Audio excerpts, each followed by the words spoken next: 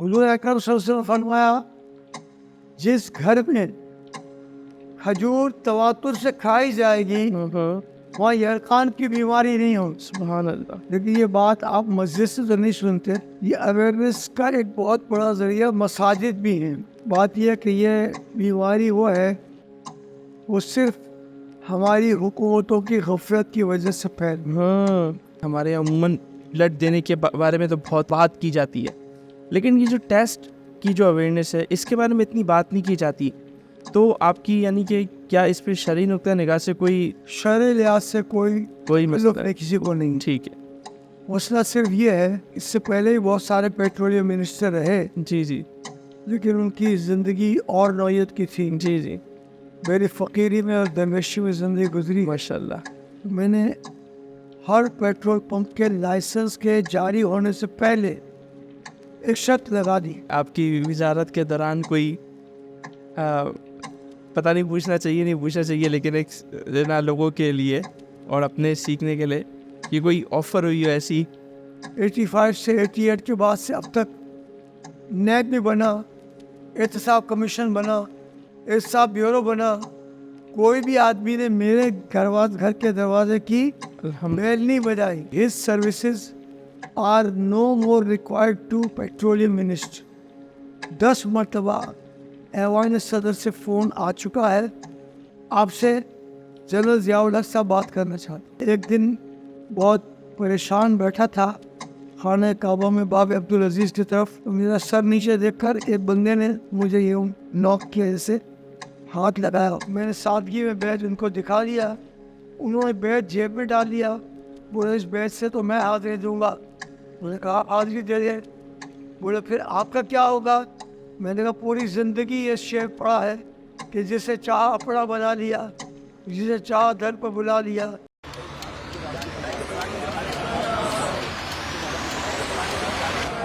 بسم اللہ الرحمن الرحیم. اللہم صلی وسلم وبارک علیہ. ڈائریکشن پوڈ کاسٹ حافظ احمد کے ساتھ ایک بار پھر آپ کو خوش آمدید کہتے ہیں ایک نئی پوڈ کاسٹ میں، ایک نئے مہمان، ایک نئے موضوع کے ساتھ. آج جو ہمارے گیسٹ ہیں کسی تعارف کے محتاج نہیں اور ہمارے لیے نہایت ہی قابل احترام بزرگ شخصیت اور جن کی پاکستان کے لیے بہت زیادہ کنٹریبیوشن ہے.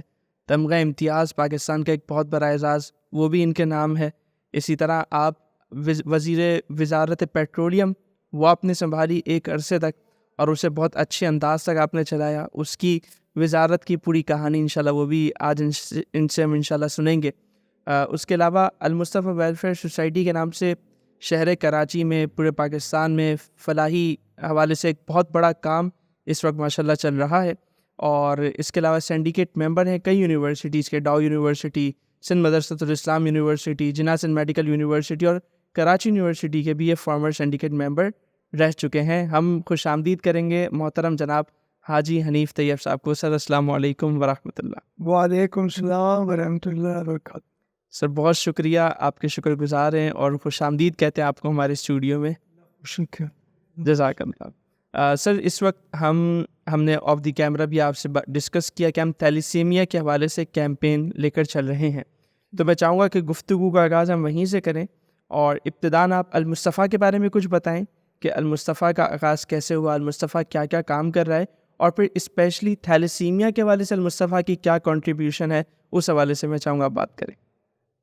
بسم اللہ الرحمن الرحیم. الصلاۃ والسلام علیک یا سیدی یا رسول اللہ.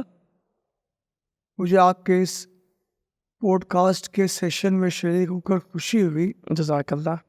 اللہ تعالیٰ آپ کے اس کام میں برکت عطا فرمائے. اللہم آمین. خاص طور پر جو اس وقت آپ نے ٹاپک رکھا ہے اس کا ٹوٹل تعلق اویئرنیس سے. ایگزیکٹلی. اویئرنیس ہوگی تو آہستہ آہستہ مریض بچے پیدا ہوتے ہیں ان کی تعداد میں کمی ہوگی. اس سلسلے میں ایک تو اویئرنیس بالکل نہیں ہے چیز، اور دوسری بات یہ ہے کہ یہ اویئرنیس کا ایک بہت بڑا ذریعہ مساجد بھی ہیں. جی جی بالکل. ہمارے لوگ سمجھتے ہیں کہ مساجد میں صرف نماز، روزہ، زکوٰۃ کی بات کریں ضرور کرنی ہے، لیکن لوگوں کی جانیں بچانے کے لیے کام کرنا یہ بھی ہماری زندگی کا ایک بڑا حصہ ہے. بہت بڑا. ایک بندے کی ہم نے جان بچائی تو پوری انسانیت کی جان بچائی. ایسے ہی ہے. تو ہمیں پوری طرح سے یہ کوشش کرنی چاہیے. تو تھیلیسیمیا پر آنے سے پہلے جس ادارے کے تحت اس وقت یہ کام ہو رہا ہے المصطفیٰ، مختصر اس کے لیے بھی وہ تو ایک زیادہ طویل کہانی ہے. جی جی جی. اور ہمارے پاس ہمیشہ وقت محدود ہی ہوتا ہے. تو مختصر یہ ہے کہ یہ نبی کریم صلی اللہ علیہ وسلم نامی اس گرامی سے سبحان اللہ، ماشاء اللہ. اور یہ بناتے وقت سوچا گیا تھا کہ پوری دنیا میں انسانیت کی خدمت کرنے کا جو سبق سرکار دو عالم صلی اللہ علیہ وسلم نے دیا ہے وہ کسی اور نے نہیں دیا ہے. ایسے ہی ہے. اس لیے اویئرنیس یہ بھی دینا ضروری ہے انسانیت کے لوگوں کو کہ یہ جو آپ کو بھلائی کے کام کی طرف لے جایا جا رہا ہے، یہ حقوق العباد ادا کرنے کی طرف بھی لے جایا جا رہا ہے، اس کا سورس اور ذریعہ سرکار دو عالم صلی اللہ علیہ وسلم کی ذات گرامی ہے. بالکل بالکل ایسا. اور ظاہر ہے کہ لوگ اب جانتے ہیں کہ درخت نہ کاٹے جائیں، اس لیے کہ درخت کاربن ڈائی آکسائڈ کو جذب کرتے ہیں، آکسیجن کو پھینکتے پرووائڈ کرتے ہیں. لیکن سرکار دو عالم صلی اللہ علیہ وسلم نے فرمایا کہ جب تم کسی علاقے کو فتح کرو اور سامنے درخت آئے تو ان درختوں کو نہ کاٹو. یہ 1400 سال 1450 سال پہلے کی یہ بات کسی کے علم میں نہیں تھی اس وقت. اب آہستہ آہستہ علم میں یہ بات آ رہی ہے.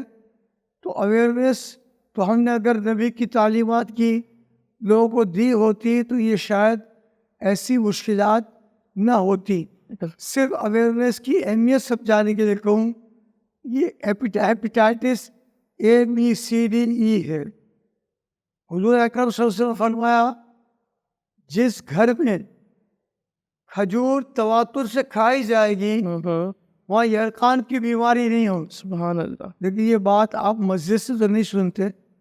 مسجد سے سننے کی ضرورت ہے کیونکہ یہ تو ہے حدیث ہے نا جو ہم لوگوں تک پہنچاتے ہیں. حضور نے فرمایا کسی کو میری ایک حدیث بھی یاد ہو تو اس کو آگے پہنچانا اس کی ذمہ داریوں میں ہے. یہ ذمہ داری محسوس کرتے ہوئے خصوصاً زیادہ تعداد ان لوگوں کی ہے جنہوں نے انجمن طلباء اسلام میں کام کیا اور پھر دنیا کے مختلف شعبوں میں کام کرتے رہے. تو المصطفیٰ ویلفیئر سوسائٹی اس طرح بنی اور مختلف شعبہ جات میں کام کر رہی ہے.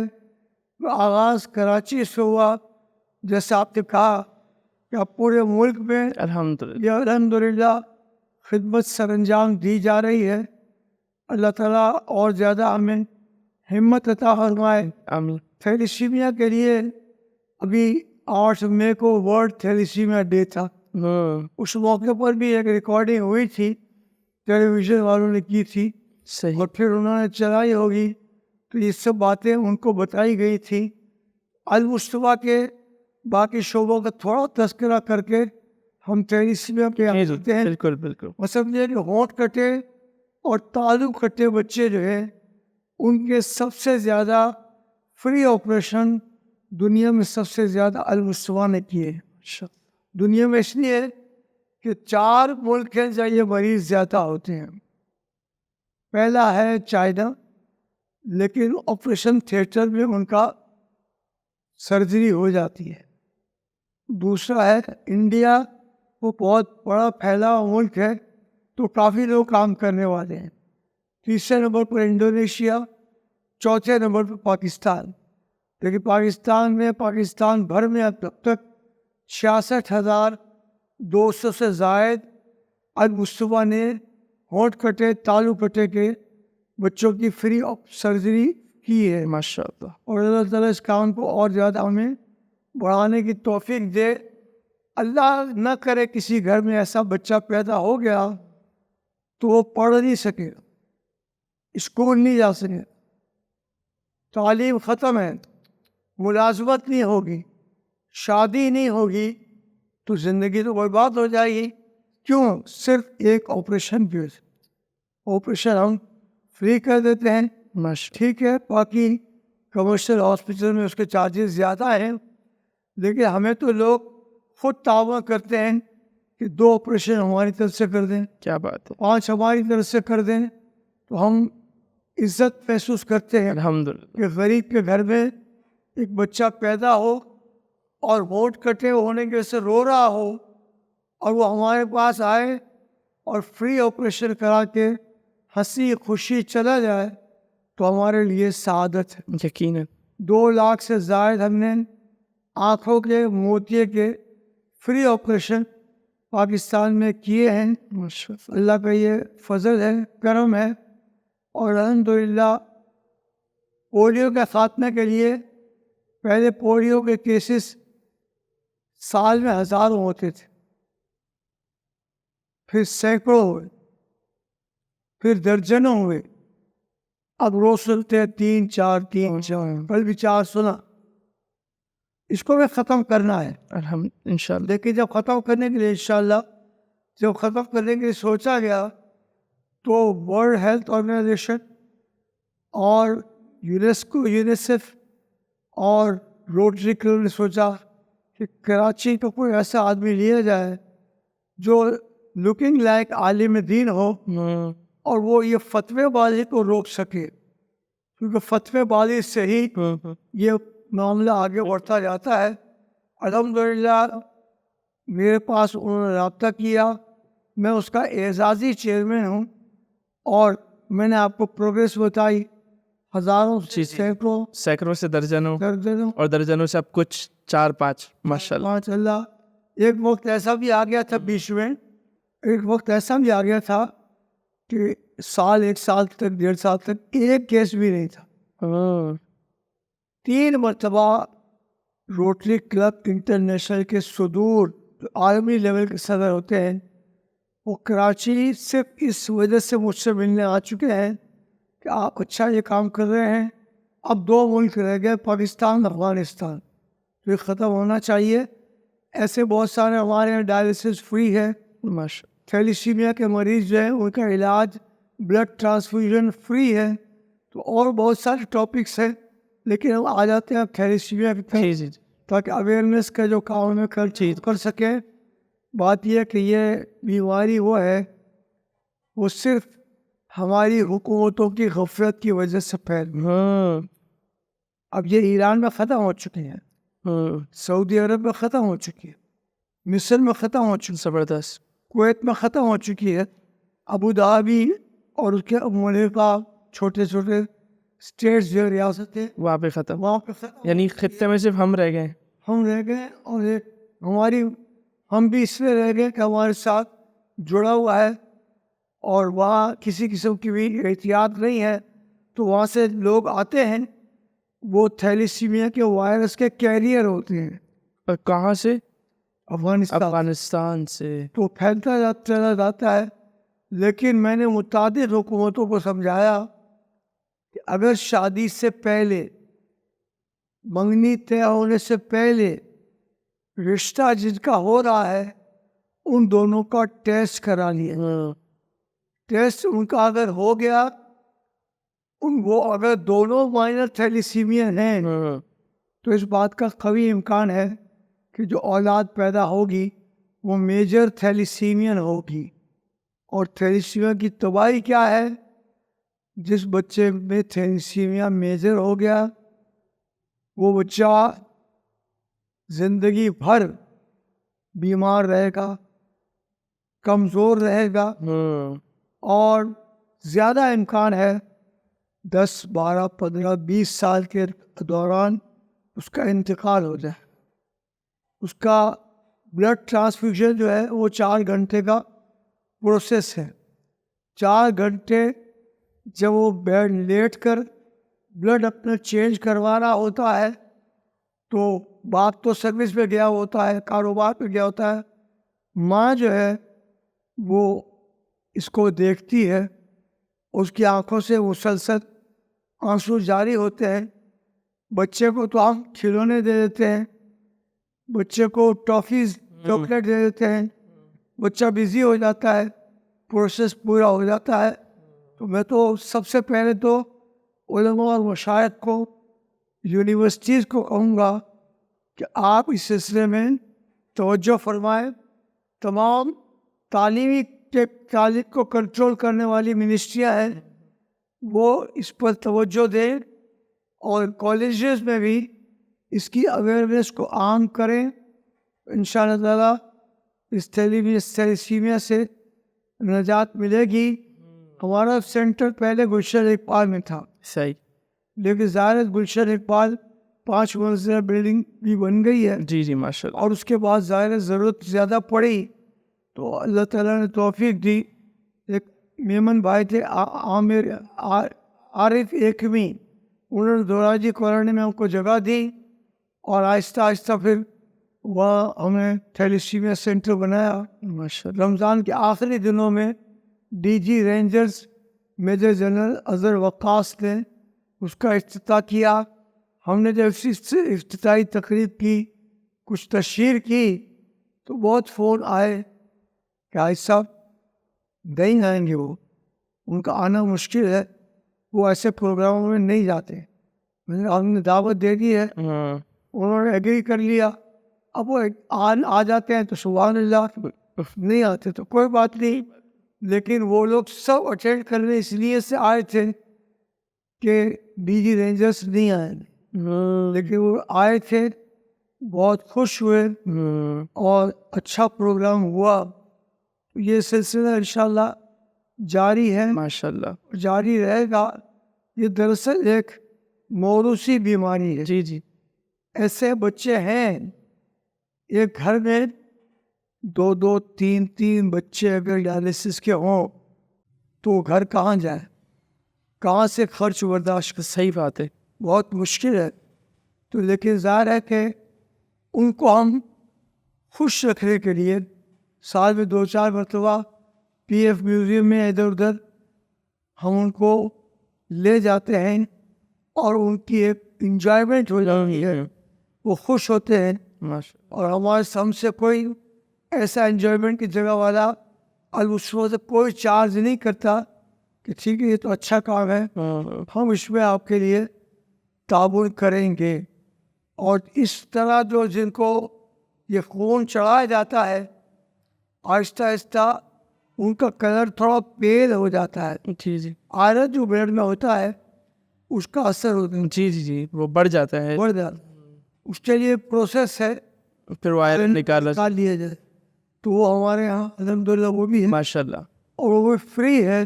ماشاء لوگوں کے تعاون سے انشاءاللہ تعالیٰ یہ کام چل رہا ہے. اور میں نے متعدد مرتبہ جیسے کہ شروع میں عرض کیا تھا, حکومت سے کہا, موجودہ جو اسپیکر ہے سندھ اسمبلی کا وہ سید صاحب جو ہیں انہوں نے اعلان کیا ہے اب جب میں اسپیکر کی کرسی پہ نہیں ہوں گا, ڈپٹی اسپیکر یا کوئی ایم پی اے بیٹھا ہوگا اور میں تقریر کر رہا ہوں گا, سید ہیں, تو انہوں نے کہا کہ میں اس پر گفتگو کروں گا کہ ہمارا کتنا بڑا فریضہ ہے جس سے ہم غافل ہیں. میں نے اس کا نمبر منگوایا ہے, اس کو مبارکباد بھی دوں, کو اس سے جا کر ملاقات بھی کروں ماشاء اللہ. اور ہم نے اس سلسلے میں پہلے وزیر تعلیم کو بلا کر ایک ان سے میٹنگ کی تھی اور یونیورسٹی کے وائس چانسلر بھی آئے تھے کہ وہ کسی طرح ہم سب مل جل کر کے ایک مرتبہ رمضان میں ایک ٹی وی کے پروگرام میں مجھ سے یہی پوچھا تھا کہ جب اتنے ملکوں میں ہو گیا ہے تو وائی ناٹ پاکستان. میں نے کہا پاکستان اس پر کرے گا جب ہماری سب سے پہلے سندھ کی حکومت اور اس کے بعد آگے اور حکومتیں اس میں اپنی ذمہ داری پوری کریں گی تو انشاءاللہ تعالیٰ اس سے ہمیں نجات مل سکے. بالکل بالکل. تو ماشاء اللہ یعنی المصطفیٰ آلریڈی تھیلیسیمیا پہ کام کر رہا تھا, لیکن جیسا آپ نے بتایا کہ رمضانوں میں ایک باقاعدہ الگ سے پورا سینٹر الحمدللہ بن چکا ہے. تو المصطفیٰ اس وقت حاجی صاحب کتنے بچوں کو ٹریٹ کر رہا ہے, کتنے بچے رجسٹرڈ ہیں المصطفیٰ کے پاس؟ ہمارے 200 اور 250 کے درمیان بچے ہوتے ہیں. صحیح. کبھی کبھی آ بھی جاتے ہیں, چلے بھی جاتے ہیں.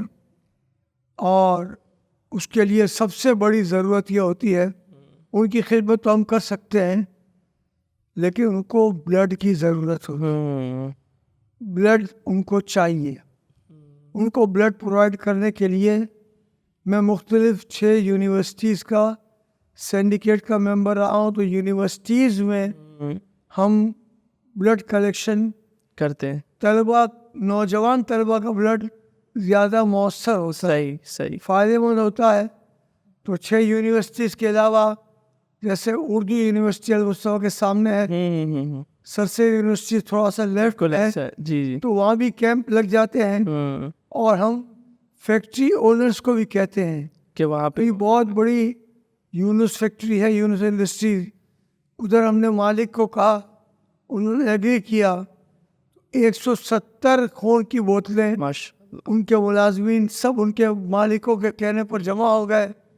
ان کے کھانے پینے کا انتظام بھی ہم نے اپنے ذمہ لیا تھا، لیکن مالکان نے کہا نہیں، ہم یہ ذمہ داری بھی ہم پوری کریں گے. اسی طرح سے اور لوگوں کے علاوہ جو دعوت اسلامی ہے، FGRF جو ہے، وہ بھی بلڈ ڈونیشن میں ہماری مدد کر رہے ہیں. ماشاء اللہ. آئے دن ان کی طرف سے ہمیں موقع دیا جاتا ہے، آپ کہاں بلڈ کیمپ لگائیں گے، ہم آپ کو میسیجز کر کے لوگوں کو ریفر کریں گے. تو یہ نیکی کے کام ہے، یا ہم سب کو کرنے کی ضرورت ہے. اللہ ہم سب کو اس کا شعور بھی عطا فرمائے. آمین. ماشاء اللہ، بہت بڑا کام ہے. اور آپ نے جس طرح ایک بڑی اہم بات کی کہ ظاہر بلڈ کے لیے تو مین فورس ہی چاہیے نا. چل ایک بندہ پیسہ شاید کروڑوں میں لگا دے، لیکن خون کی تو اس کی بھی دینے کی وہی حد ہے جو ایک غریب آدمی کی، مثال کے طور پہ ایک نارمل آدمی کی حد ہے. تو اس کے لیے مین فورس چاہیے. اور جیسا آپ نے کہا کہ ایک تو ایجوکیشن انسٹیٹیوٹس کو آپ نے ٹارگیٹ کیا، اور پھر فیکٹریز کو ٹارگیٹ کیا، اور شروع میں جو آپ نے بات کی تھی کہ ایجوکیشن انسٹیٹیوٹس میں یعنی اسکولز میں، کالجز میں جو اویئرنیس ہے، تو حاجی صاحب اگر یہیں سے اویئرنیس دینا شروع کر دی جائے تو آئندہ آنے والے 5, 6, 10 سالوں میں بیماری ختم ہو سکتی ہے. کیونکہ ظاہر ہے اسکول کے تھرو ماں باپ اٹیچ ہیں، مدارس اور مسجد کے تھرو جو ہے نا وہ لوگ اٹیچ ہیں. تو جب ہر جگہ سے انہیں بات پہنچائی جائے گی کہ بھائی ایک ٹیسٹ کروا لیں شادی سے پہلے، تو یقینی سی بات ہے کہ انشاءاللہ آئندہ چند ہی سالوں میں ہم دیکھیں گے کہ انشاءاللہ ختم ہو جائے گا. انشاءاللہ اللہ کی ذات سے امید یہی ہے. آپ نے صحیح فرمایا. ہم نے ٹارگیٹ یونیورسٹیز کو، کالجز کو، والدین کو، اساتذہ کو زیادہ رکھا ہے. اور ماشاءاللہ جب مسجدوں میں جمعے میں تقریر کرے جاتا ہوں میں، تو آخری 2-3 منٹ کی آبادی بتائی جاتی ہے. آج تک مجھے کسی آدمی نے کھڑا ہو کر یہ نہیں کہا کہ آپ کس ٹاپک پہ تقریر کر رہے ہیں، ہمارا اس سے کیا تعلق ہے، کیونکہ ان کی اولاد کا تعلق ہے. جی اولاد کا تعلق ایسا ہے تو کرتے ہیں. اللہ تعالیٰ شادی سے تھیلیسیمیا کے بارے میں، شادی سے پہلے ٹیسٹ کے معاملے میں ہم نے اب سب سے پہلے ٹارگیٹ اپنے ذہن میں حکومت سندھ کو رکھا. حکومت سندھ اور اتفاق سے اسپیکر نے اس کا اعلان کیا اور مجھے میسج ملا، تو میں نے نمبر منگوا لیا ہے. میں ان سے ملنے کے لیے جاؤں گا تاکہ وہ اپنے اس پروگرام کو جتنا زیادہ جلدی کریں اتنا زیادہ بہت اچھا انشاءاللہ رہے گا.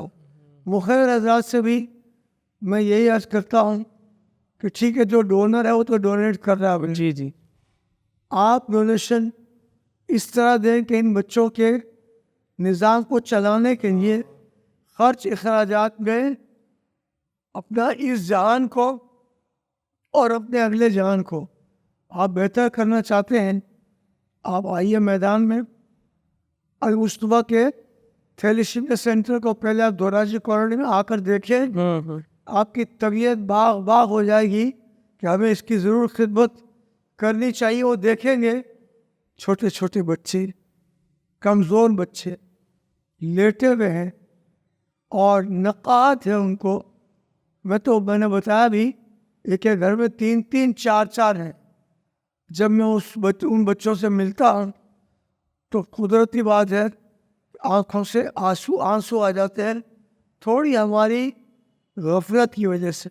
آپ کا یہ پروگرام بھی اویئرنیس پیدا کرنے میں بہت مدد کرے گا. انشاءاللہ تعلیمی اداروں میں بھی جائے گا، ہمیں ملے گا تو ہم بھی اپنے سرکل میں سب جگہ اس کو بھیجیں گے انشاءاللہ. اللہ تعالیٰ اور زیادہ ہمیں ہمت عطا فرمائے، برکت عطا فرمائے. اچھا حاجی صاحب، ایک میرے ذہن میں ایک بات آ رہی تھی کہ ہمارے عموماً بلڈ دینے کے بارے میں تو بہت بات کی جاتی ہے، لیکن یہ جو ٹیسٹ کی جو اویئرنیس ہے اس کے بارے میں اتنی بات نہیں کی جاتی، تو آپ کی یعنی کہ کیا اس پہ شرعی نقطہ نگاہ سے کوئی مسئلہ ہے؟ کیونکہ میں نے اس حوالے سے کوئی بہت زیادہ بات سنی نہیں ہے، تو آپ تو اس چیز کو بہت زیادہ قریب سے دیکھ رہے ہیں، علماء سے میٹنگ بھی ہوتی رہی ہوں گی، تو کیا اس ٹیسٹ پر کوئی مطلب شرعی حوالے سے کوئی ایشو ہے؟ کیونکہ اعلان میں نے اور اس طرح اویئرنیس کبھی دیکھی نہیں ہے۔ آپ نے بہت اچھا سوال کیا. شرع لحاظ سے کوئی مسئلہ تعلق نہیں کسی کو نہیں. ٹھیک ہے.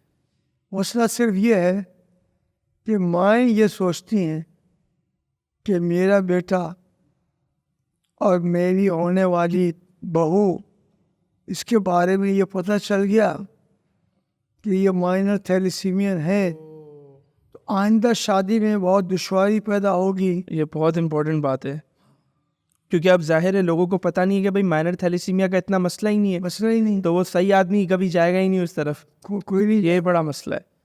اگر ان کو بھی ہم سمجھانے کی کوشش کر رہے ہیں اور اس اویئرنیس کے ذریعے جا رہے ہیں ان تک بات پہنچے گی. ایک صورت یہ ہے کہ آپ نے کسی ایک جگہ شادی کو ایگری نہیں کیا، لیکن ایک دوسری صورت یہ ہے کہ آپ نے بغیر ٹیسٹ کے ایگری کر لیا، ایگری کر ڈیٹ لیا، بھی فکس ہو گئی، ڈیٹ بھی فکس ہو گئی، اور اس کے نتیجے میں پھر تکلیف یہ ہوگی آپ کا خوبصورت سا پیدا ہونے والا بچہ مستقل کمزور رہے گا، مستقل بیمار رہے گا، اور اللہ نہ کرے وہ کسی وقت بھی 12 15 16 سال ٹیسٹ دنیا بھر میں ہو رہے ہیں اور 20 سال کے جی تک بھی زندہ رہنے والے لوگ ہیں، اور ایسے ٹیسٹ بھی دنیا میں ہو رہے ہیں کہ وہ بچ بھی جاتے ہیں، اس کو نجات مل جاتی ہے. لیکن جب اتنے اسلامی ملکوں نے کر لیا ہے تو why should we not come forward? ہم سب کو بھی تو آگے آنا چاہیے، بالکل آنا چاہیے، اور کرنا چاہیے. صرف سمجھنے کے لیے کہہ رہا ہوں، پولیو کے قطرے پلانے کے خلاف زیادہ ہنگامہ تو ریلیجس طبقے نے اٹھا رکھا تھا کہ اس سے بچے پیدا ہونے میں مشکلات ہوں گی وغیرہ وغیرہ.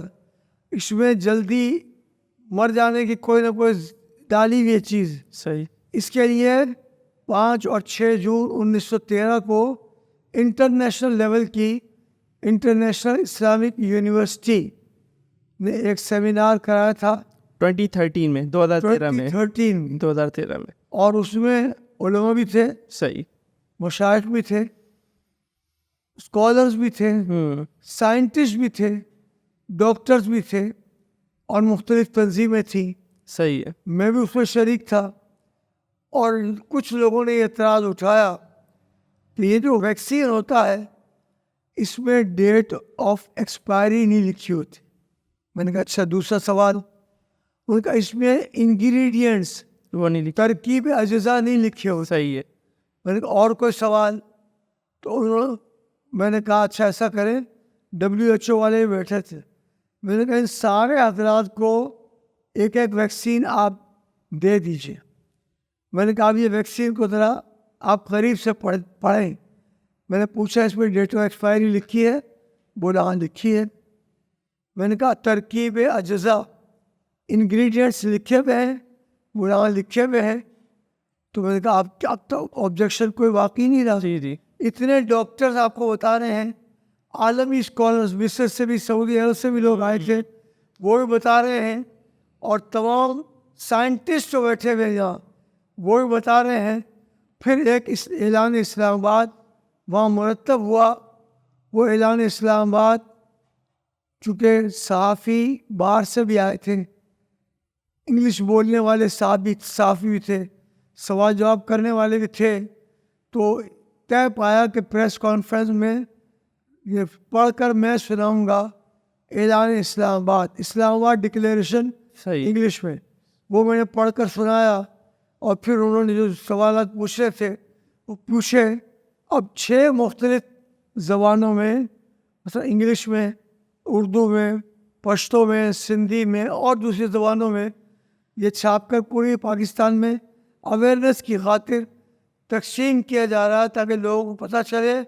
میں کہتا تھا ان لوگوں سے ایک وقت آئے گا کہ سعودی عرب عمرے پہ حج پہ جائیں گے تو لائن میں لگ کر آپ ابھی منع کر رہے ہیں، ریفیوز کر رہے ہیں لائن میں لگ کر آپ کو 2 قطرے پینے پڑیں گے.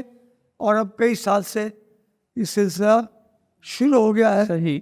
خدا کے واسطے کوئی بات سمجھ میں نہ آئے ہم سے آپ رابطہ قائم کریں, ہم گائیڈ کرنے کے لیے تیار ہیں.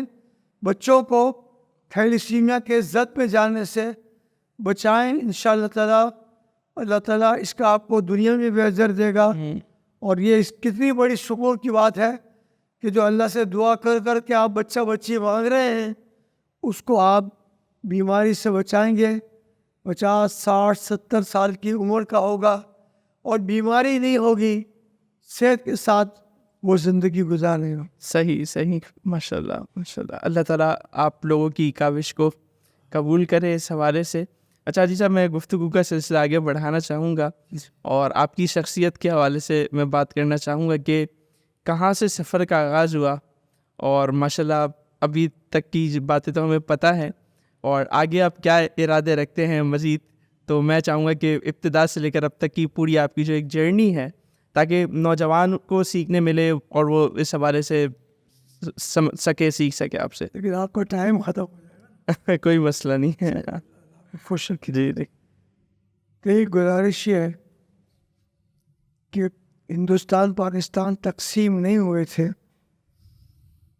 تو میرے نانا جان حاجی عبدالغنی رحمۃ اللہ علیہ, ان کے بھائی حاجی عبدالکریم رحمۃ اللہ علیہ, یہ انڈیا میں کاروبار کرتے تھے. صحیح. کبھی کبھار چلے جاتے تھے عمرے پر تو دیکھتے تھے کہ غربت بہت ہے. اس زمانے میں سعودی عرب میں پیٹرول ایجاد نہیں ہوا تھا. اس زمانے میں سعودی عرب میں سونا ایجاد نہیں ہوا تھا. غربت بہت تھی. ان دونوں بھائیوں نے دیکھا کہ یہ تو بہت زیادہ غربت ہے یہاں, تو 85 تک جو مسجد نبی کا آخری باہر نکلنے کا گیٹ تھا اس کا نام تھا باب مجیدی. ہمارے سارے لوگ باب مجیدی کہتے ہیں, لکھا باب عبد المجید ہے. جی جی. اور باب عبد المجید یہ ترکیوں کی وجہ سے, سلطان عبد المجید کی وجہ سے. جی جی. ان کو اللہ اجر دے. آمین. بہت اچھی مسجد بنائی, خوبصورت بنائی. اللہ تعالیٰ ان سے کام لے رہا ہے اور اللہ ہم سب کو موقع دے کہ ہم توپ کاپی میوزیم میں جا کر کے اس زمانے کے ترکی کے جو تمام نمایاں تبرکات ان کی زیارت کر سکیں. بالکل.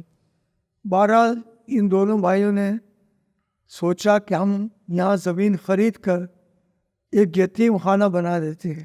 اچھا. بچوں کو تعلیم کا انتظام بھی ہو جائے گا اور بچے جو ہیں وہ انشاءاللہ کھانے پینے کا نظام بھی یہاں اچھا ہو جائے گا. انہوں نے یتیم خانہ بنا لیا. اچھا ماشاء. وہ یتیم خانہ 85 تک میں نے دیکھا تھا. 86 میں پھر مسجد نبی کی بہت زیادہ توسیع ہوئی. جی جی جی. تو اس کو توڑنے کا فیصلہ ہوا. یہ یتیم خانہ بنا کر افتتاح کن لوگوں نے کیا؟ اعلیٰ حضرت امام احمد رضا کے 2 خلفاء نے. جی. مولانا شاہ عبدالعلیم صدیق رحمۃ اللہ, مولانا نورانی صاحب رحمۃ اللہ کے والد. جی جی. اور خطب مدینہ مولانا ضیاء الدین مدنی رحمۃ. ماشاء اللہ. انہوں نے اس کا افتتاح کیا دعا سے. آج کل تو کینچی سے کاٹا جاتا ہے فیتا. اللہ سمجھ دے, دعا سے ہی ہونا چاہیے. جی جی. ان دونوں نے افتتاح تو کر دیا. افتتاح کرنے کے بعد انہوں نے کہا حاجی صاحبان بہت اچھا کام کیا, لیکن یاد رہے کہ مسجد نبوی کی توسیع ہوگی. یہ آپ کی عمارت جو ہے رکاوٹ بنے گی. آپ کوشش کریں, اس پر بھی غور کریں. صحیح. اور ہم تو تاجر ہیں, آپ علماء ہیں, مشائخ ہیں, آپ بتائیں ہم کیا کریں. انہوں نے کہا کہ آپ ایسا کریں, ایک وقف ڈیڈ لکھتے ہیں. اچھا. اور سعودی حکومت کو جمع کرا دیں. اچھا. جب بھی مسجد نبی کی توسیع ہو تو اس عمارت کو شہید کر دیا جائے. اس عمارت کی جو بھی اس وقت کی آپ کے نزدیک ویلیو ہو اور اس زمین کی جو ویلیو ہو وہ آپ خود ایسٹیمیٹ کر لیں, اور اس سے جو پیسہ آئے, دونوں نانا اور اس کے بھائی نے وصیت کی یہ پیسہ ہمارے گھر کی طرف سے، ہمارے خاندان کی طرف سے مسجد نبوی میں توسیع میں خرچ کر دیا جائے، ہمیں پیسے نہیں چاہیے. لیکن بہرحال احتیاطاً انہوں نے پہلی قسط کے طور پر 10% کے طور پر لاکھوں ریال بھیجے. تو نانا کے کل 6 بیٹے بیٹیاں تھیں اور عربی میں بھی آپس میں بات کر لیتے تھے، اس لیے مدینہ شریف میں بہت رہے تھے. صحیح. مولانا فضل الرحمان مدنی صاحب نورانی صاحب تشریف صاحب، جی وہ جب آئے تو ابو القاسم ضیائی نے کہا ان کو کہ حاجی صاحب کی والدہ جو ہے وہ مدینہ شریف کی عربی میں بات کرتی ہیں. بولا پھر تو بات ہونی چاہیے. مجھے کہا ابو القاسم ضیائی نے کہ دروازے کے اس طرف کرسی پہ والدہ کو بٹھا دیں اور مولانا یہاں سے بات کریں گے. انہوں نے کہا ابو القاسم ضیائی کے ذریعے کہ ان کی والدہ کی عربی، اس کی ایسی عربی پاکستان میں کسی اور سے میں نے نہیں سنی ہے. تو بہرحال یہ کرم ہے. سبحان اللہ. ان 6 بہن بھائیوں کی میٹنگ ہوئی اور 6 نے سوچا کہ ہمارے والد نے جب یہ وصیت کر دی ہے کہ مسجد نبوی کی توسیع میں لگا دی جائے، خرچ کر دی جائے، تو ہم تو نہیں دے سکتے پیسے. کیا ساتھ. ایک ماموں ماشاء اللہ عربی لکھتے بھی تھے، انہوں نے عربی میں لکھ کے دے دیا کہ یہ آپ کو واپس بھیجے جا رہے ہیں. آئندہ 90% ہمیں نہ بھیجے، آپ یہ سب لگا دیں مسجد نبوی کی توسیع میں. اب میں جب بھی جاتا ہوں اللہ کے فضل سے باب عبد المجید یا باب مجید کے بعد نکلتے ہی الٹے ہاتھ پہ 8-10 جو لال قالین رکھے ہوئے ہیں ادھر بیٹھتا ہوں. نانا جان کی اور اس خاندان کی یاد تازہ ہوتی ہے. یہ وہ جگہ ہے جہاں یہ پہلے یتیم خانہ بنا ہوا تھا. اللہ اکبر. تو اس یہ توفیق تھی. اب سنتے سنتے خیال آتا تھا بچپن سے کہ ہم بھی کوئی انشاءاللہ ایسا کام کریں. ہمارا جو یتیم خانہ ہے ایک اسلام آباد میں تھا، اس کا نام تھا المصطفیٰ چلڈرن پلینٹ، اور ایک کورنگی میں ہے.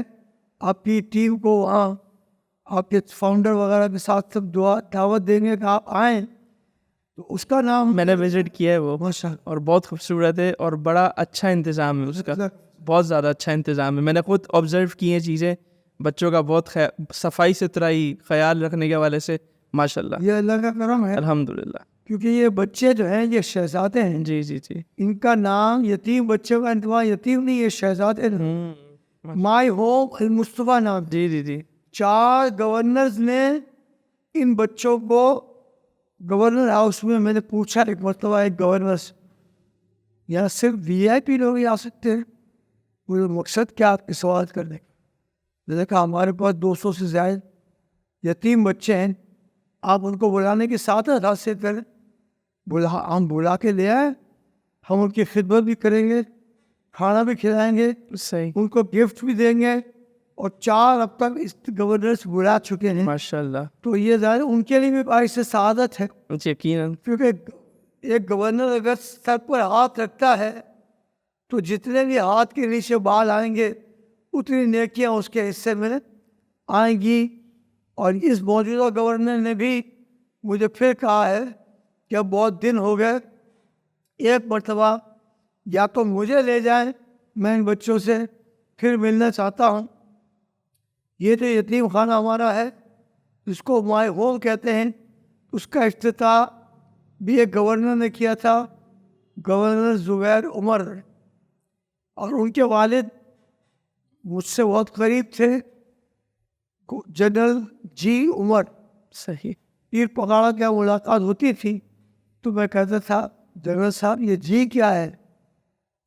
ان کا میرے والد جو ہے ان جنرل جی عمر کے والد وہ سیدنا فاروق اعظم سے بہت پیار کرتے تھے، تو انہوں نے غلام عمر رکھا تھا. اب اسکول کالجز میں غلام کی جگہ زید بھٹو زید نظام میں ہوتا ہے تو جی عمر کر دیا تھا. تو بہرحال اللہ ہمیں توفیق دے. ہمارے صدر ڈاکٹر عبدالرحیم جو حضور مفتی اعظم ہند کے مرید ہیں، انہوں نے پورا اس سینٹر کو بنانے میں جو آپ نے وزٹ کیا اللہ نے ان کو توفیق دی. اب اس کے بعد لوگوں نے آنا شروع کیا کہ بچیاں کہاں جائیں گی, یتیم بچیوں کا کیا ہوگا. ہم نے سوچا کہ یہ ذرا تھوڑا سا محتاط طریقے سے کرنے کا کام ہے. اور پھر اس کے بعد آپ اسے مشورہ کیا, اس یتیم خانے جو بچیوں کا ہے اس میں کوئی مرد نہیں جا سکے گا, صرف پڑھانے والی ایڈمنسٹریشن میں ہر جگہ صرف خواتین ہوں گی. الحمدللہ اس کی 5ویں منزل چڑھ رہی, تو جلدی تھوڑے عرصے میں وہ بھی مکمل ہو جائے گا. تو بس وہ ادھر سے سلسلہ نانا جان سے چلا, اور وہ بھی فیضان اعلیٰ حضرت کا تھا کہ 2 خلیفہ تھے, اور انہوں نے پھر اس کے بعد یہ بات مجھے مولانا نورانی صاحب نے بھی بتائی. اچھا اچھا. رحمۃ اللہ علیہ. ایک مرتبہ میں صدر ان کا دفتر صدر میں تھا, مسجد کے برابر میں چھوٹا سا حجرہ تھا, سادگی سے رہتے تھے. ایک دن میں کاغذ قلم لے کر انٹرویو لینے کے لیے گیا. انٹرویو لیتے لیتے اچانک سوال آ گیا ذہن میں. میں نے کہا حضرت مدینہ شریف میں آپ حاجی عبدالغنی اور حاجی عبدالکریم کو جانتے ہیں؟ تو مولانا خاموش ہو کے پوچھنے لگے آپ ان کو کیسے جانتے ہیں؟ میں نے کہا کہ یہ دونوں ایک نانا تھے اور ایک نانا کے بھائی تھے, دونوں نانا تھے. بولا اچھا. مولانا کھڑے ہوئے, گلے لگایا, مجھے پیشانی چوم لی اور کہا کہ جب میرے والد شاہ عبدالعلی صدیقی رحمۃ اللہ علیہ بیرون ملک تبلیغی دورے سے آتے تھے تو مختلف ممالک کے لوگ مختلف کرنسیوں میں ان کی جو خدمت کرتے تھے وہ سارے پیسے آپ کے نانا جان حاجی عبدالغنی کے پاس رکھوا دیتے تھے. اس کو حساب کتاب بنا کر آپ اس کو لکھ لیں اپنے پاس. صحیح. وہ لکھ کر تفصیل دے دیتے تھے مولانا شاہ عبدالعلیم, اور حسب ضرورت مولانا شاہ عبدالعلیم ان کو کہتے تھے کہ اتنے اور پیسے دے دو. اور پھر انہیں واپس انڈیا جانا ہوتا تھا, وہ انڈیا تھا اس وقت, پاکستان نہیں تھا. تو بتاتے کہ میں فلاں تاریخ کو جا رہا ہوں, تو حساب بنا کر نانا جان ان کو دے دیتے تھے. یہ بات مجھے مولانا نورانی صاحب رحمۃ اللہ علیہ نے بتایا. صحیح. بس پھر اس کے بعد اللہ نے توفیق دی, منسٹری میں محسوس کیا کہ غربت بہت ہے, سوشل ورک کرنے کی ضرورت ہے. ATI سے فارغ ہو کر لوگ کہاں جائیں؟ تو اگر جو سوشل ورک میں آنا چاہتا ہے اس کو پھر الوسوا میں لیا جائے. تو بہت سارے دوستوں سے مشورہ ہوا اور الوسوا ویلفیئر سوسائٹی بنی اور الحمدللہ چل رہی ہے. تو یہ سب اللہ کا کرم ہے, اللہ اس کے رسول کا کرم, ماشاء اللہ, کہ یہ کام چل رہا ہے. پھر اس کے بعد اس کام کے دوران یونیورسٹیز کے لوگوں سے رابطہ یونیورسٹی کی سینڈیکیٹ کی وجہ سے ہو گیا. تو 6-8 کم سے کم وائس چانسلرز, 6-8 سے زیادہ وائس چانسلرز الوسوا کے دورے پر آ چکے ہیں. اسلامی نظریاتی کونسل کا میں ممبر تھا. ان دنوں میں ایک اجلاس کراچی میں ہوا, تو ان اسلامی نظریاتی کونسل کے سارے ممبران کی الوسوا کو دکھانے کے لیے کہ دیکھیے یہ کام ہے, کرنا چاہے انسان تو کر سکتا ہے. تو وہ انہوں نے سب کام کیا. تو چونکہ بس وہ خاندان میں ایسی اللہ نے پیدا کیا کہ سوشل ورک, یتیم خانہ, غریبوں کی خدمت, مدد, یہ الحمدللہ خاندانی لیگیسی آپ لے کر چل رہے ہیں. ماشاء اللہ, اللہ چلا رہا ہے, اللہ کی توفیق ہے. اور آپ کے سوال کے ایک حصے کا شاید یہ جواب بھی ہو کہ دراصل اب ہمارے صدر احمد عبدالشکور پہلے صدر تھے, ان کا وصال ہو گیا. ان کے بعد ڈاکٹر عبدالرحیم صدر ہیں. ہمارے سیکرٹری جنرل تھے عبدالغنی سلیمان, جو باٹوا جماعت کے بھی صدر تھے. صحیح. فیڈریشن کے صدر بھی رہے. صحیح. تھوڑا عرصے پہلے ان کا وصال ہوا. ان کے وصال کے بعد احمد رضا طیب میرا بیٹا سیکرٹری جنرل ہے. 8 گھنٹے دن میں 8 گھنٹے 10 گھنٹے بیٹھ کر وہاں کے نظام کو چلا رہا ہے. اور آج کل نظام چلانے میں تھوڑی حکومتی لوگوں کی وجہ سے دشواری یہ ہے کہ رجسٹریشن میں चैरिटी कमीशन में आप भी स्कूल है तो अंदाज़ा लगा सकते हैं इसमें थोड़ी मुश्किलात अब पैदा हो रही हैं और इन मुश्किलात को दूर करने के लिए उलमा को मुश्तरक तौर पर एक लाए अमल बनाना चाहिए। फिर इसके बाद उनकी मीटिंग पहले चीफ मिनिस्टर से मैं करा दूंगा। ज़्यादा वो भी समझेंगे तो सही कि इतनी शर्तें अगर लगाई जाए एक मस्जिद की रजिस्ट्रेशन की जी जी जी कि मस्जिद के सदर जो है उनका शनाख्ती कार्ड लाओ, वो टैक्स पेयर है या नहीं वो लाओ। इसका मतलब है कि आप मस्जिद की खिदमत करने वालों को भगाना चाहते हैं, आप अपनी दुनिया और आखिरत दोनों ख़राब करना चाहते हैं।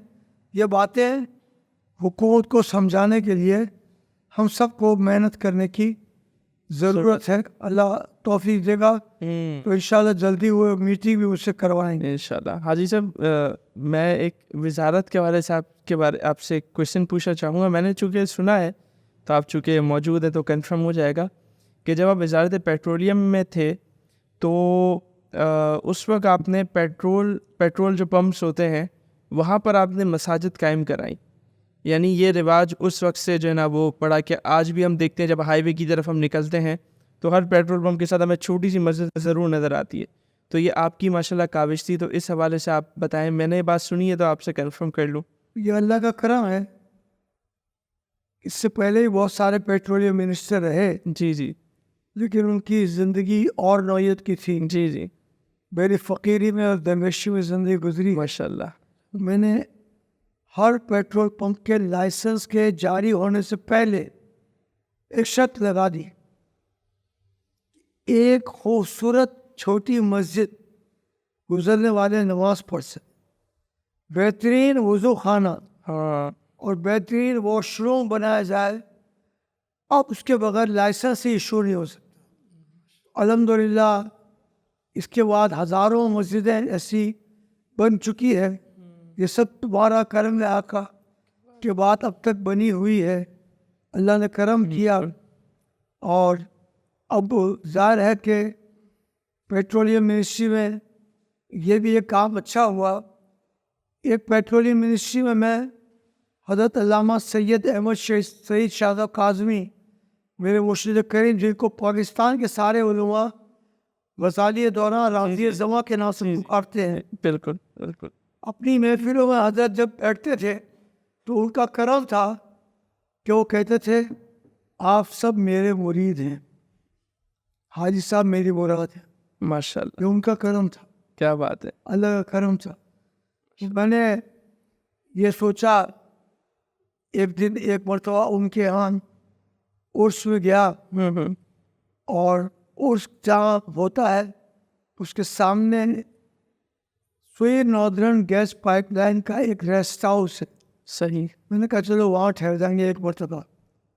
मैं चला गया रेस्ट हाउस में बैठा, मुल्तान में? मुल्तान, साथ में ही मस्जिद थी। सही। मैंने स्टाफ से कहा, अपने दोस्तों से कहा, इंडिया के लोग मेरे साथ साबिकीन वही ज़्यादा होते। सही सही सही। मस्जिद के हालात का जायज़ा लेके आओ और हुजरे में अगर इमाम साहब हों तो उनसे रिक्वेस्ट करें कि हाजी साहब आपके पास हुजरे में मिलने के लिए आना चाहते। सही सही। तो उनका कि इतने वज़ीर आए हैं, कोई तो मुझसे मिलने नहीं आया है, अब ये मिलने आना चाहते हैं तो मैं इज़्ज़त करता हूँ, चलो मुझे उनके पास ले चल। उन्होंने अपने कपड़े वपड़े चेंज किए, मेरे पास आए, मैंने खड़े होकर उनका इस्तकबाल किया और पूछा मौलाना कितने साल से आप यहाँ मस्जिद में इमामत कर रहे हैं? तो उन्होंने कहा 20 साल तकरीबन हो गए। मुझसे सवाल दूसरे से मैंने पूछा, अब मुझे पता नहीं पूछना चाहिए नहीं क्योंकि उनकी आंखों में आंसू आ गए। मैंने कहा मौलाना तनख्वाह कितनी है? उस सुई नॉर्दर्न गैस पाइपलाइन में के दफ्तर में भंगी की तनख्वाह ज़्यादा है इमाम की तनख्वाह का। ये दुख की बात है। उस वक्त ये पीटीसी, ये मोबाइल नहीं था, 1986 में मोबाइल नहीं था और हर मिनिस्टर जो भी कहीं जाकर ठहरता है, पीटीसी वालों की ड्यूटी होती है कि لائن لگا کر اچھا بات تار وہ لگا دے. صحیح صحیح. میں نے فون ملانے کے لیے کہا اسٹاف کو کہ ایم ڈی سوئی ناردرن گیس پائپ لائن سے میری بات کرا دیں. ہاں بات کرا دی تو مجھے خود بھی اتنا دکھ ہوا تھا کہ میرا ٹیلی فون بھی ہل رہا تھا اس سے. میں نے کہا امیر علی صاحب مجھے ہی مرنا ہے اور آپ کو بھی مرنا ہے.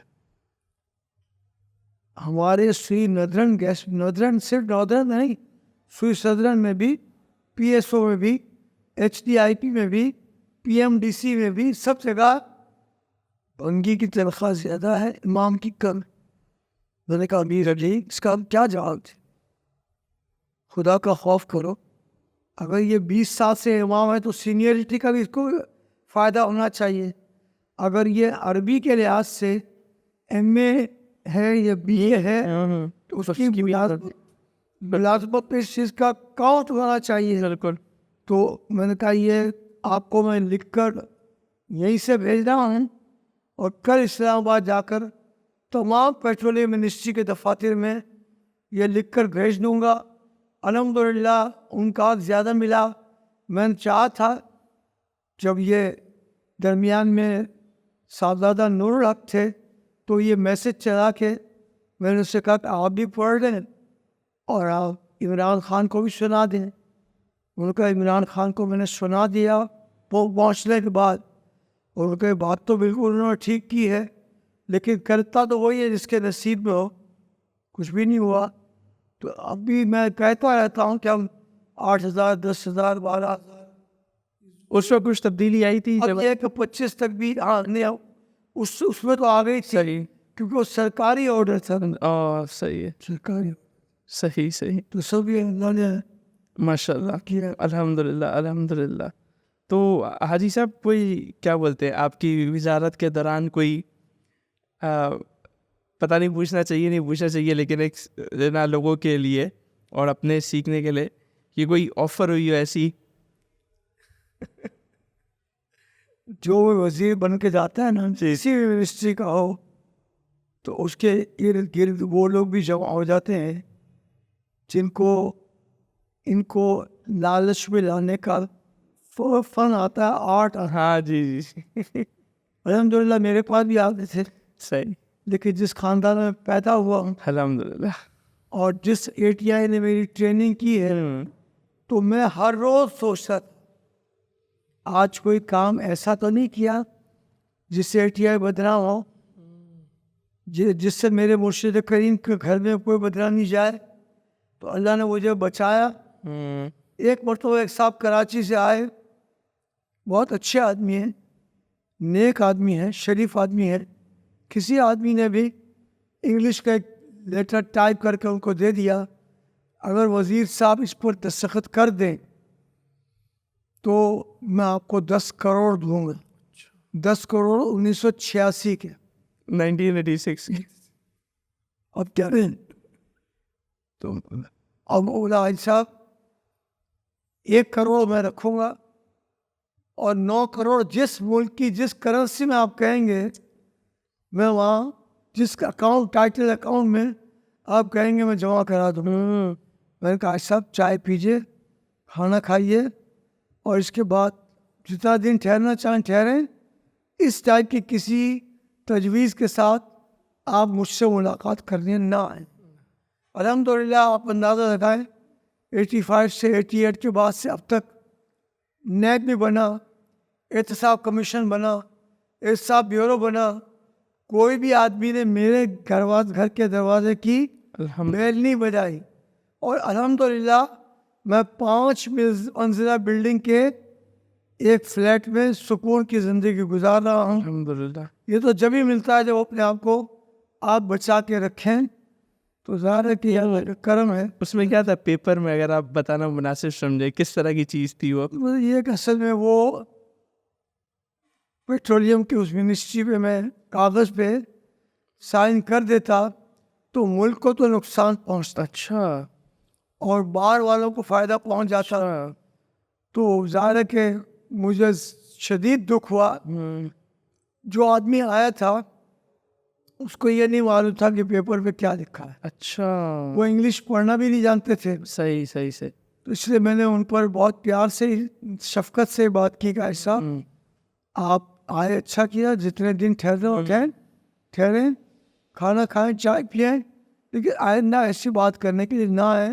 مجھ سے کوئی ایسا کام ہو جائے جس سے اللہ نہ کرے ہمارے ملک کو نقصان پہنچ جائے, یہ نہیں ہو سکتا.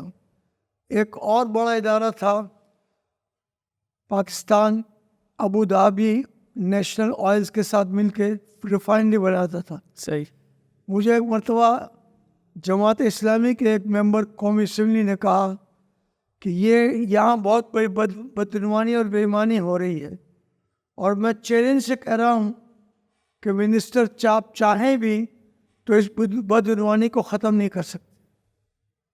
پھر میں نے کھڑا ہوا, اسپیکر کو میں نے کہا پارلیمنٹ کے فلور پہ, ہاں, آن اے پوائنٹ آف کلیئریفیکیشن, میں وضاحت کے لیے کوئی بول سکتا ہوں؟ بولا بسم اللہ عائشہ بات کریں آپ. میں نے کہا میں بہت بڑا کوئی دعویٰ نہیں کرتا, لیکن میں ایک فقیر آدمی ہوں, ایک درویش سے وابستہ ہوں, اللہ بتائے گا کہ میں اس پہ کیا کر سکتا ہوں. پھر میں نے تفصیلات منگوائیں, اس کی بے ایمانی کی, اور پھر اس کو میں نے ایک ٹائم دیا. سن کر وضاحت کا بھی ٹائم دینا چاہیے. رمضان میں نے ان کو بلایا کہ آپ رمضان میں آئیں, تراویح کے بعد ہم بیٹھ جائیں, فلور آپ کو دے دوں گا, آپ وضاحت کریں. جو سرکاری گھر عارضی طور پہ ملتا ہے اس میں, جس کو لوگ مستقل سمجھ لیتے ہیں, اللہ معاف فرمائے. بولے اب آپ فرمائیے. تو کہا کہ یہ بات کی وضاحتیں کرنا شروع کر دی اس نے, اور وہ بالکل یہ سمجھا کہ منسٹر صاحب کو تو میں نے بوتل میں اتار لیا.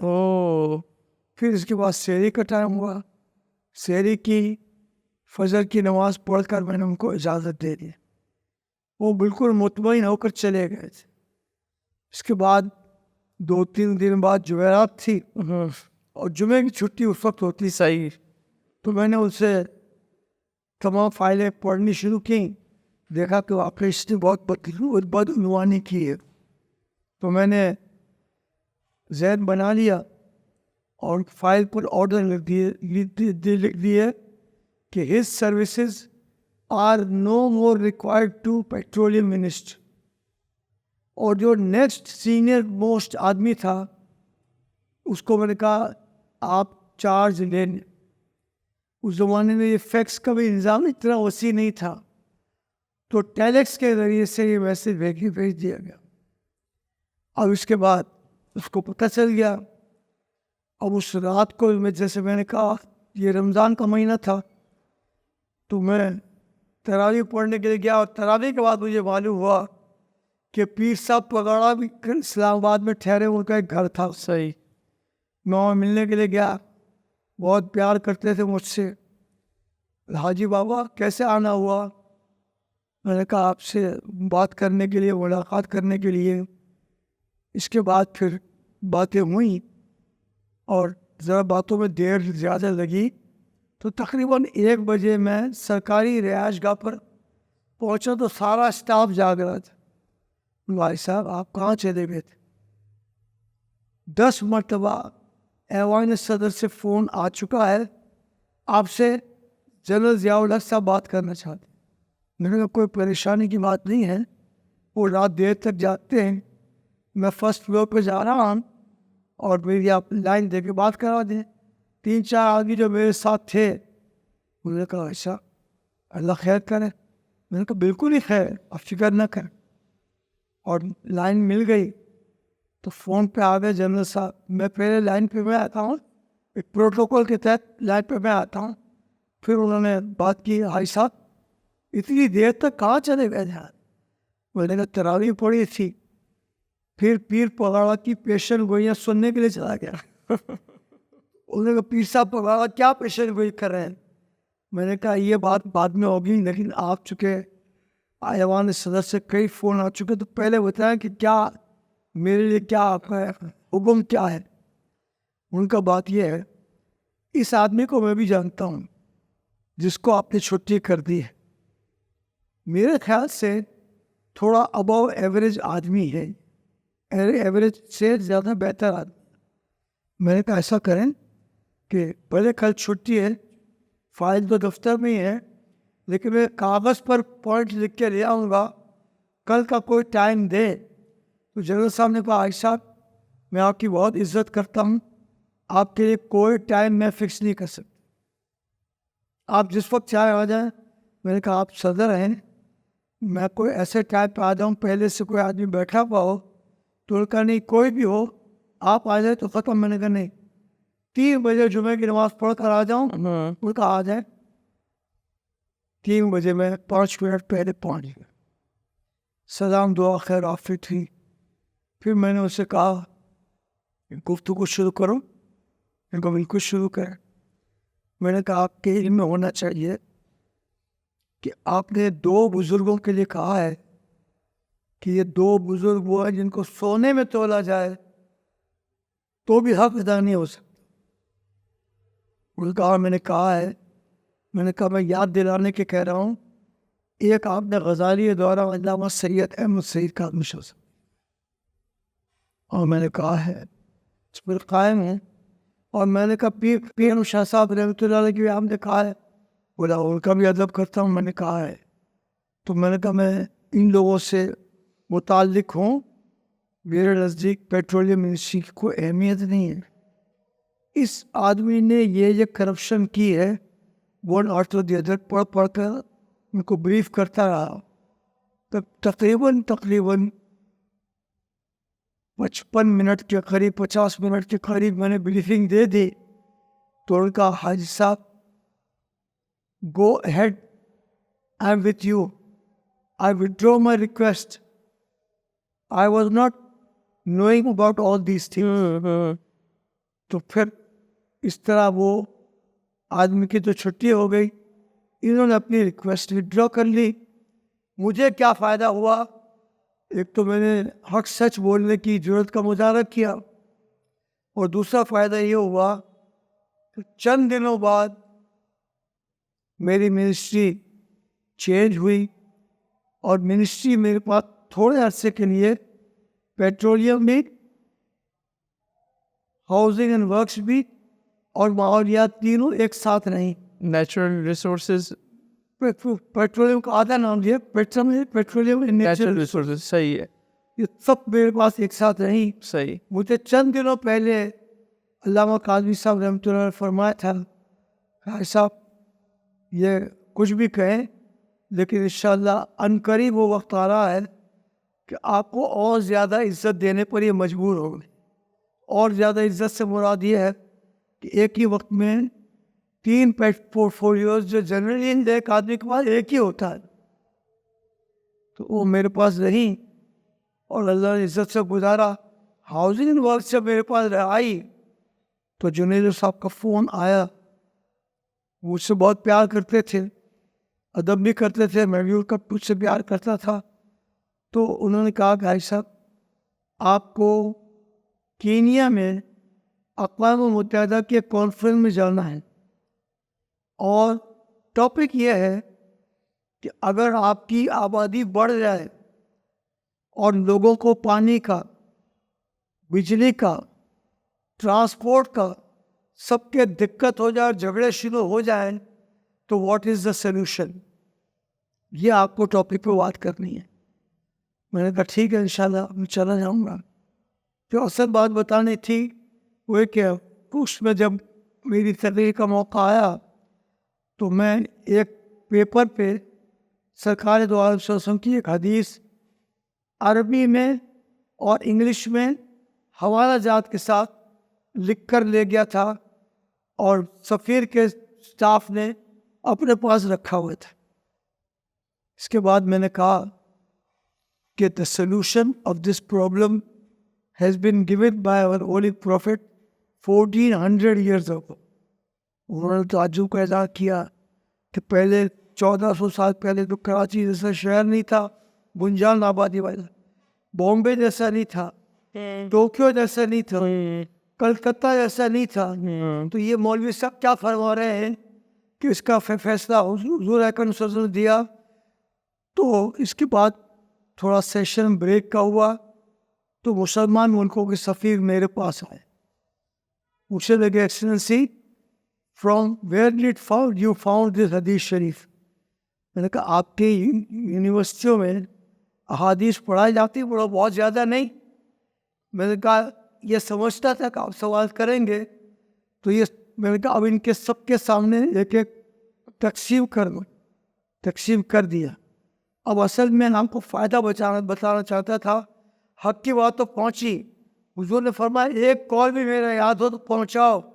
یہ تو پہنچایا, لیکن واپس جب کینیا سے پاکستان آنے کے لیے وایا جدہ میں آیا تو مجھے مکہ کے خانہ کعبہ کے ایک مدیر یعنی ڈائریکٹر نے کہا تھا کہ اگر آپ کبھی 15 شعبان کو یہاں آئیں گے تو میں آپ کو خانہ کعبہ کے غسل کے لیے اندر بھیج دوں گا. سبحان اللہ.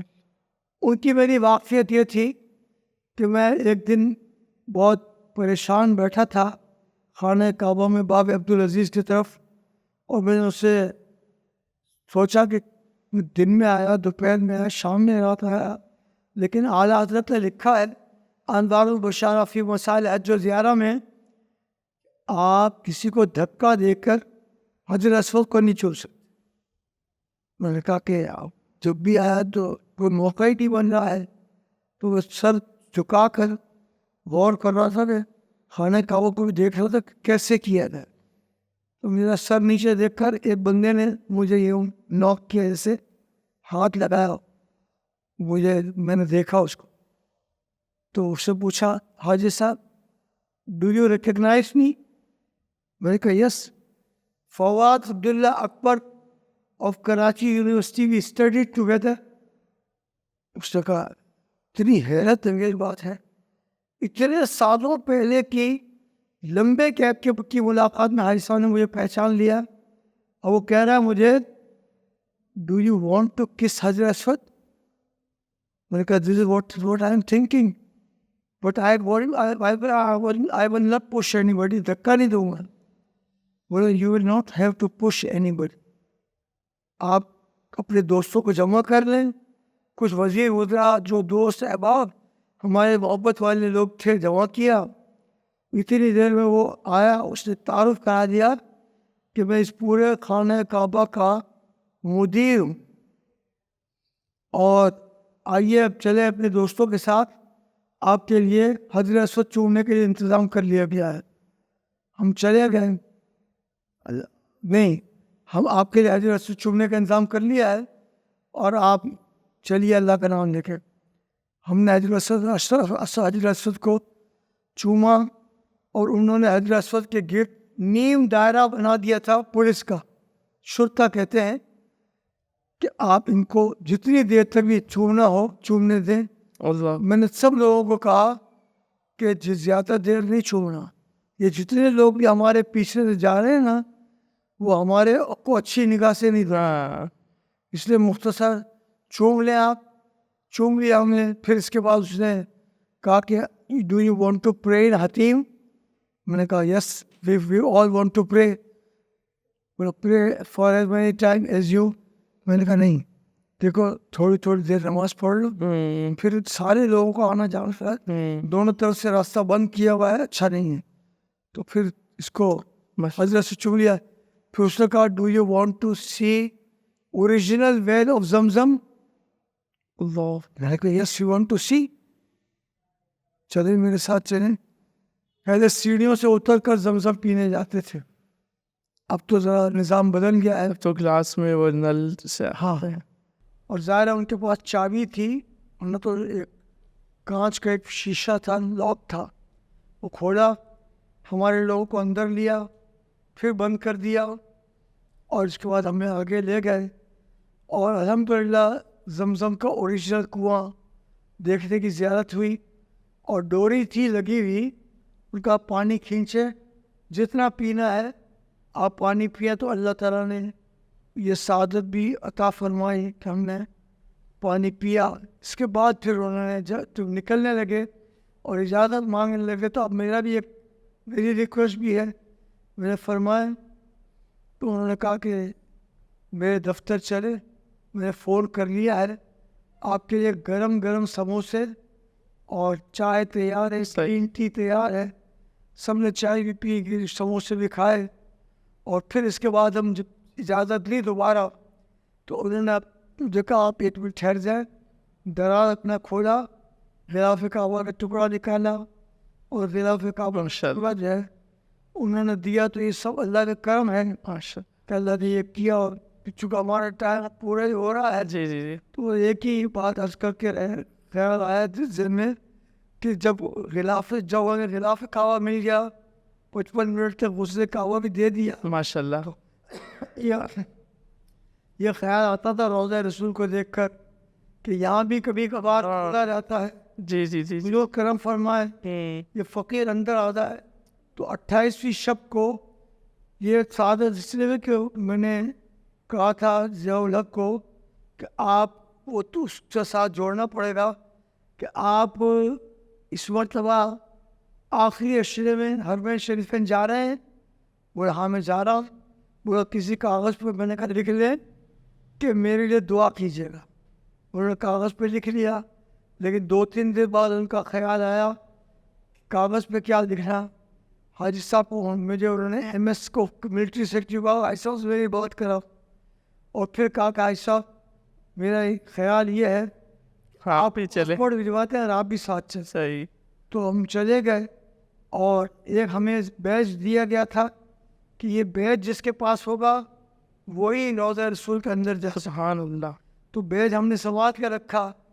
ایک سید زادے ویسے حیدرآباد کے تھے, کراچی میں بہت وقت گزارا. انہوں نے کہا کہ مجھے بھی رات کو لے جائے. میں نے کہا میں جنرل صاحب سے بات کرتا ہوں. جنرل صاحب ان کی بھی عزت کرتے تھے, اور جنرل صاحب نے کہا ان کو اپنی گاڑی میں بٹھا کر لے آئیے گا. اندر جائیں گے نہیں, وہ تو اندر سے بلاوا ہے یعنی اس پر ڈپینڈ کرتا ہے. تو میں نے ان کو جب بتایا تو انہوں نے کہا کہ میں نے سنا کہ آپ کو بیچ دیے گئے ہیں. میں نے کہا ہاں بیچ دیے گئے ہیں. وہ بیچ دکھائے. میں نے سادگی میں بیچ ان کو دکھا دیا. انہوں نے بیچ جیب میں ڈال دیا. بولے اس بیچ سے تو میں حاضری دوں گا. میں نے کہا حاضری دے دیں. بولے پھر آپ کا کیا ہوگا. میں نے کہا پوری زندگی یہ شعر پڑا ہے کہ جسے چاہ اپنا بنا لیا, جسے چاہ در پہ بلا لیا. یہ بڑے کرم کے ہیں فیصلے, یہ بڑے نصیب کی بات ہے. میرا بلاوا ہوگا تو بغیر بیچ کے بھی جاؤں گا, تو بغیر بیچ کے بھی الحمدللہ میں اس طرح چلا گیا کہ جب میں جانے لگا تو سیکیورٹی افسر نے ہاتھ آگے رکھ دیا. Mister you can not go inside, where is your badge. تو صرف بیچ والے ہی جا سکتے ہیں. تو پھر میں ان کو کیا کہتا, ہمارے سفیر امیر گلستان زنجوا تیزی سے چلتے ہوئے آئے. ان کا لیٹ ہم go inside, he is our minister federal and he is also member of the delegation. اس نے ہاتھ ہٹا دیا تو روضہ رسول پہ حاضری کا شرف حاصل ہوا. جب باہر نکلا تو وہ سید زادے جو تھے ان کی آنکھوں سے آنسو جاری تھے. بولے آپ کے جانے کے بعد اس سیکیورٹی والوں نے روک لیا کہ جس نے بھی ان کا بیچ لیا اس کو بھی روک لینا. تو سفیر نے پھر ان کو روک لیا اور میں حاضری نہیں کر سکا. میں نے کہا یہ بہت ادب کی جگہ ہے, زور سے بات نہ کرو. میں آپ کے ساتھ کال کر کر آپ کے دعا کرتا ہوں کہ اللہ تعالیٰ اگلے سال آپ کی حاضری بھی کراتی. ان کی حاضری بھی ہو گئی. تو اللہ تعالیٰ اس کا کرم ہے, سب کچھ اس کا فضل ہے. اچھا عزیز صاحب وہ حدیث بیان کر دیں جو آپ نے کینیا میں. بہت اچھا, اللہ کو اجر دے. سرکار دو عالم صلی اللہ تعالیٰ علیہ وسلم فرمایا کہ جب تمہارے کسی زمانے میں شہر گنجان آباد ہو جائیں, اس کی وجہ سے جھگڑا شروع ہو جائے آپس میں, تو اس کا سلوشن یہ ہے, فرمان سرکار دو عالم صلی اللہ علیہ وسلم یہ ہے کہ آپ اس شہر کے قریب دوسرے نئے شہر آباد کر دو. اب آپ اندازہ لگائیں, میں نہیں کیا ہوں ابھی, لیکن بحریہ ٹاؤن آباد ہوا ہے تو کتنی آبادی ہو گئی, کتنا کاروبار وسیع ہو گیا ہے. یہ حدیث شریف میں نے انگلش میں چونکہ لکھی ہوئی تھی, پڑھ کر سنائی, اور وقفے میں یہ لوگ میرے پاس آئے کہ آپ کہاں سے یہ حدیث لے کر آئے. تو میں نے کہا یہ آپ کو, یہ سب کے لیے. میں نے سفیر کے آدمیوں کو کہا ان سب کو ایک ایک پرووائڈ کر دیں, سب کو پرووائڈ کر دیا. تو الحمدللہ اس حدیث شریف کے وہاں سنانے کا فائدہ یہ ہوا کہ 15 شعبان کو مجھے حاضری کا شرف خانہ کعبہ کے اندر غسل کا 55 منٹ آپ اندر ہے. ماشاء اللہ ماشاء اللہ. حاجی صاحب باتیں تو بہت زیادہ آپ کے ساتھ کرنی تھی اور اتنے پوائنٹس ذہن میں آ رہے ہیں، لیکن وقت چونکہ جو آپ نے شروع میں ہی کہا کہ وقت ہمیشہ محدود ہوتا ہے ہمارے پاس، تو اللہ نے چاہا تو انشاءاللہ پھر کسی موقع پر آپ سے ضرور پھر بات چیت کریں گے. ناظرین اسی کے ساتھ ہمیں اجازت دیجیے. اور آپ کو یاد ہوگا کہ ہم نے بات شروع کی تھی تھیلیسیمیا کے حوالے سے. اویئرنیس ہم ایک کیمپین لے کر چل رہے ہیں، تو اس میں ہمارا ساتھ ضرور دیں. اور جیسے حاجی صاحب نے ریکویسٹ کی کہ آپ ڈونیشن دے سکتے ہیں، وہ بھی آپ ضرور دیں، لیکن مین فورس چاہیے، بلڈ کا ڈونیشن اس میں بہت زیادہ چاہیے، تو اس میں ضرور پارٹیسپیٹ کریں. اور اسی کے ساتھ آپ سے اجازت چاہتے ہیں. انشاءاللہ پھر ملاقات ہوگی کسی نئے مہمان کسی نئے موضوع کے ساتھ. تب تک کے لیے اللہ حافظ. السلام علیکم ورحمۃ اللہ.